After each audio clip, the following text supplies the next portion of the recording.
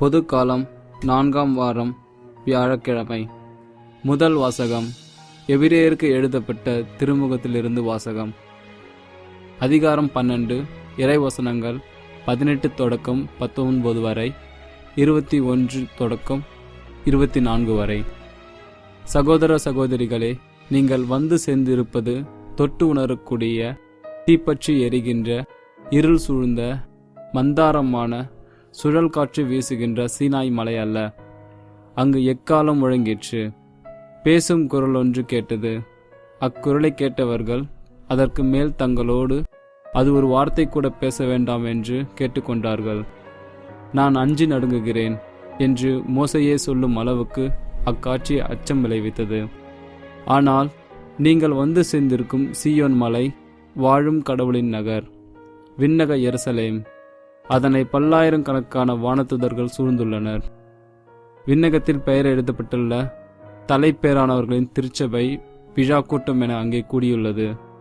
நிறைவு பெற்ற நேர்மையானவர்களோடு சேர்ந்து அனைவருக்கும் நடுவரான கடவுள் முன்னிலையிலும் புதியதோர் உடன்படிக்கையின் இணைப்பாளராகிய இயேசுவின் முன்னிலையிலும் நிற்கிறீர்கள். ஆபேலின் இரத்தத்தை போலன்றி சிறந்த முறையில் குரல் எழுப்பும் இயேசுவின் இரத்தத்தினால் தெளிக்கப்பட்டிருக்கிறீர்கள். இது ஆண்டவர் வழங்கும் அருள்வாக்கு. நற்செய்தி வாசகம். மார்க்கு எழுதிய நற்செய்தியிலிருந்து வாசகம். அதிகாரம் 6, திருவசனங்கள் 7 முதல் 13 வரை. அக்காலத்தில் இயேசு 12 தம்மிடம் வரவழைத்து அவர்களை இருவராக அனுப்பத் தொடங்கினார். அவர்களுக்கு தீய ஆவிகள் மீது அதிகாரமும் அளித்தார். மேலும் பயணத்திற்கு கைத்தடி தவிர உணவு, பை, இடைக்கச்சையில் செப்பு காசு முதலிய வேறு எதையும் நீங்கள் எடுத்துக்கொண்டு போக வேண்டாம்.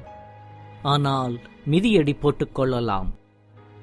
அணிந்திருக்கும் அங்கி ஒன்றே போதும் என்று அவர்களுக்கு கட்டளையிட்டார்.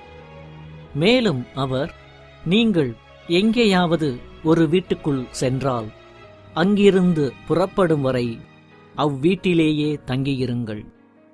உங்களை எந்த ஊராவது ஏற்றுக்கொள்ளாமலோ உங்களுக்கு செவி சாய்க்காமலோ போனால் அங்கிருந்து வெளியேறும் பொழுது உங்கள் கால்களில் படிந்துள்ள தூசியை உதறிவிடுங்கள். இதுவே அவர்களுக்கு எதிரான சான்றாகும் என்று அவர்களுக்கு கூறினார். அப்படியே அவர்கள் புறப்பட்டுச் சென்று மக்கள் மனம் மாற வேண்டும் என்று பறைசாற்றினார்கள். பல பேய்களை ஓட்டினார்கள். உடல் நலமற்றோர் பலரை எண்ணெய் பூசி குணப்படுத்தினார்கள். இது கிறிஸ்து வழங்கும் நற்செய்தி. கிறிஸ்துவே உமக்கு புகழ்.